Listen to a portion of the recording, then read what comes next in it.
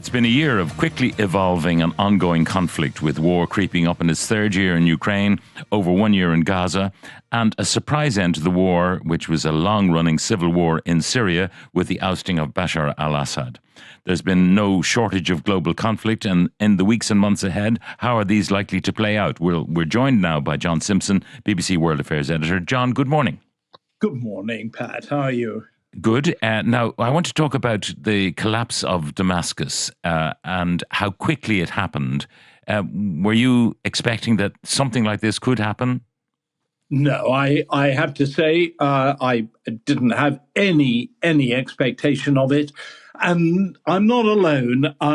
It's clear that neither the CIA nor the British MI6 nor the Israelis had any notion that this was going to happen. It was brilliantly planned at a time when all Syria's allies had their minds on other things. The Russians, obviously, in Ukraine, Iran in Lebanon, and nobody thought that something like this might happen in Syria. So brilliantly done, and so sudden that it just took everybody by surprise, not just me. I mean, there are parallels where such events happen, and you can go back to October the 7th in Israel and the lack of intelligence about what was about to unfold in that country and what happened thereafter as a direct result. But you can go back to the Ceausescus and the fall of that regime in Romania, which was a surprise to everyone, including the Ceausescus. Yeah, absolutely. And there was one international expert on Romania whom I knew and contacted beforehand. This would have been about 8 days, I think, before the revolution broke out. And he said, no, I think, the times are going to be difficult for the Ceausescus, but I think anything is going to happen. It'll take 5 years before it does. And I think people felt the same thing in Syria. Yes, at some stage something might happen, but they didn't anticipate that, I have to say, really intelligently planned attack that Abu Mohammed al-Jawlani and his colleagues took. Now, the question of his escape to Russia, maybe the world didn't expect it, but he clearly knew that the game was up and he was going to make good his escape before he could follow in the footsteps of the Ceausescus and find himself up against a wall and facing a firing squad, or indeed the hangman's noose. Yeah, indeed, the President al-Assad. Yes, absolutely. I mean, you may have seen I've come under a lot of fire by talking about the al-Assad that I know and have interviewed. It's different from most people's expectation of what a vicious dictator is like. This man was a reluctant dictator. In fact, he was the second son of the old Assad, President Assad, who was in power for 20 years, utterly brutal. Actually, his son has equaled his brutality, but he clearly never really wanted to be part of the dynasty. He left Syria for England. He became an ophthalmologist, an eye doctor in a London hospital. And as far as he was concerned, I'm sure the whole of his future was wrapped up in medicine. Then his elder brother, the old boy, was coming to an end. His elder brother, Basil, died unexpectedly in a crash, and suddenly the dynasty turned on the North London ophthalmologist.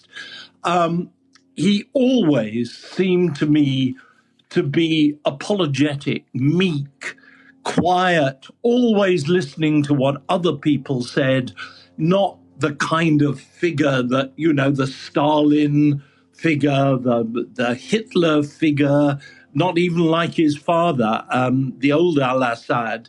And I'm absolutely clear that he always obeyed somebody else's orders. At first, it was a particularly unpleasant uncle of his.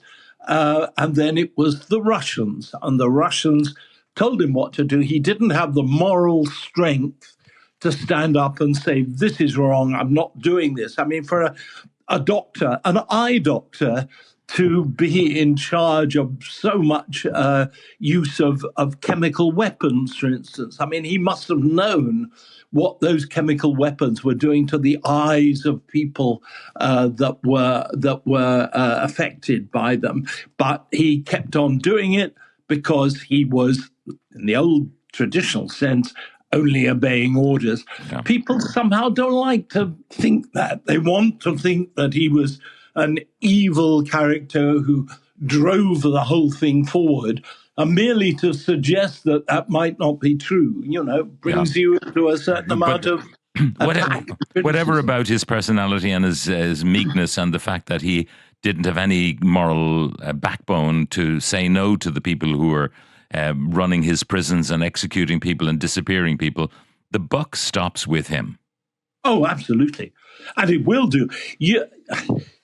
This story is not over. Sure, he's safe for the time being. Putin will at least, Putin seems to be really angry about the way the whole thing went and about how the Russian position has been utterly destroyed in Syria. But he's not going to let al-Assad go, or he's not going to murder him or anything. He'll live out a very, very prosperous existence in Moscow. He won't be able to live anywhere else. But there is always that possibility, and it's no more than a possibility, that when Putin dies or is forced out or whatever will happen, we can't tell, he's a man of 71 now, that his successor, there's a possibility, his successor may do what the new president of Serbia did in 2000, coming in there after war with the West and so forth, and say, well, look, one easy way in which we can show that things have changed and that we've changed is if you, the international community, want to put Assad on trial, well, here he is. You can have him. But you think that he will survive whatever vicissitudes are visited upon him in the Moscow social scene? Because, he's a bit of a pariah, I would suspect. Oh, I think he will be. Yes, I'm sure he will. But people always seem to say it's another journalistic cliche that dictators who escape like that always seem to have $2 billion with them. It's if you look, check it out, Google it, you'll see just about everybody always seems to have $2 billion, but he probably got a lot more, judging by all his sports cars and everything. And he'll lead a very, very comfortable kind of social imprisonment in Moscow. Yeah. With his family, who will also be confined to barracks, I suspect. Now, moving on to the ongoing war in Ukraine and Zelensky, you've met him, you've also met Vladimir Putin, and where that might go in the coming months, particularly with Trump taking over in the White House. Yes, I mean, I have to say, I regard, if you forgive my sounding as though I'm boasting, but I regard Zelensky as a friend, as a personal friend, charming and highly intelligent man who has now done the 360-degree turn and is now praising Donald Trump and saying that he's really looking forward to the kind of deal that Donald Trump will do over Ukraine with the Russians. Well, I wonder whether he's saying that in private, but nevertheless, it's a clever move to say to Donald Trump, look, we're on the same side. Just look after us. Don't just throw us to the wolves. Give us the kind of solution that we want. Now, the question of Trump and Putin, I mean, I often hark back to that post-summit press conference in Alaska or Helsinki it was, where Trump embarrassed his own country, embarrassed himself, but didn't seem to realize it, that Putin was making a fool of him. and we reckon that that Trump is a super fan of the kind of powers that Putin has. What is likely to change in Trump 2.0?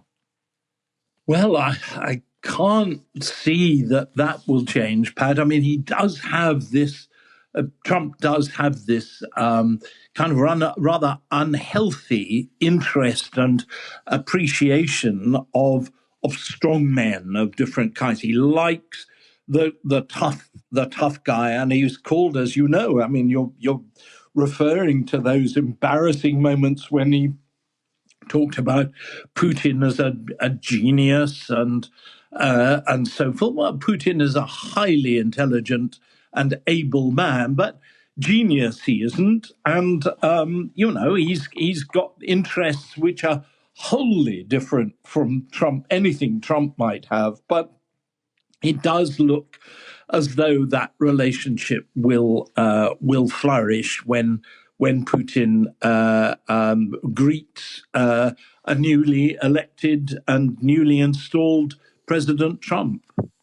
One of the things that there was much hyped on international media was the fact that the TV channels in Moscow put nude pictures of Trump's wife on front and central on their TV channels on the front pages of their newspapers.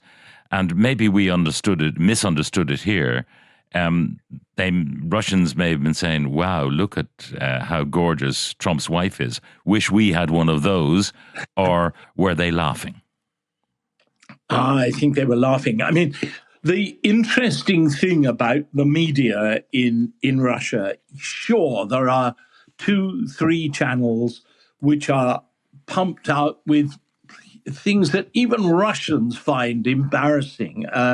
Attacks on the West, threats of nuclear attack on Britain and Germany and France, all that kind of stuff. But there is certainly a small element of actual freedom of opinion in the Russian media. And so just this morning, I mean, I was looking at the Russian papers this morning, and they're saying what an utter defeat for Russia the whole situation in Syria has become. Now, there's something which actually, if the media were utterly controlled by the state in Russia, nobody would say that kind of thing. They don't criticize Putin, but they do allow a certain kind of opinion around the edges of it. And I'm sure that somebody just thought, hey, it'd be great to show Trump's wife and show the pictures, do a bit of stirring, that kind of attitude that the Sun newspaper in Britain has. Let's stir this up a bit and see what will happen. Now, what of Netanyahu testifying in court, denying everything, of course? I mean, will we see the end of him in 2025?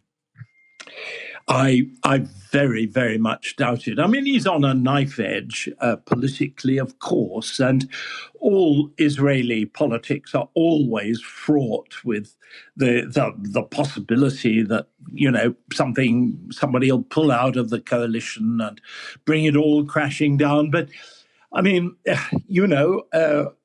many people in the West don't like it, but Netanyahu is riding very high. I mean, there he is now claiming personal credit for bringing down Assad in Syria, and indeed there is an element of that happening, and it's clearly been a defeat for Iran as well as Russia, and Netanyahu is responsible for that too. So, there'll be a great many people in Israel who will see him as a success, and any election that's going to happen in the near future, he's likely to do very well at.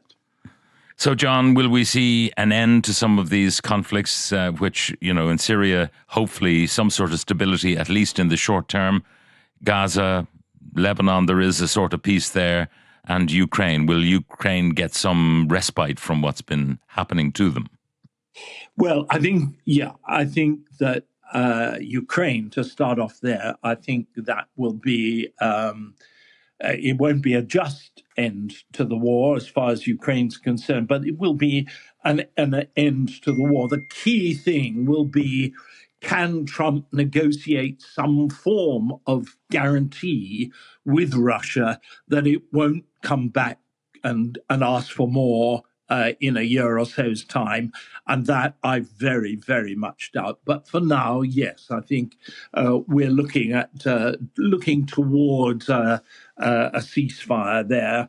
In Gaza, well, I mean, that has burned its way through. And I mean, hundreds and hundreds of thousands, perhaps millions of people have felt the consequences of that. But it is now gradually coming to an end. Lebanon, well, there seems to be a certain quiescence there now that Hezbollah has been absolutely hollowed out by the Israelis, and Iran is silenced. So I think we may be, after a frenetic few years, 3 years, whatever it is, I think we're now going to enter a different and quieter, but perhaps not less dangerous area of time. But, you know, as happened in Syria, there's always something just around the corner that nobody has noticed. And, you know, we can't be certain that that won't happen now in 2025. John Simpson, BBC World Affairs editor, thank you very much.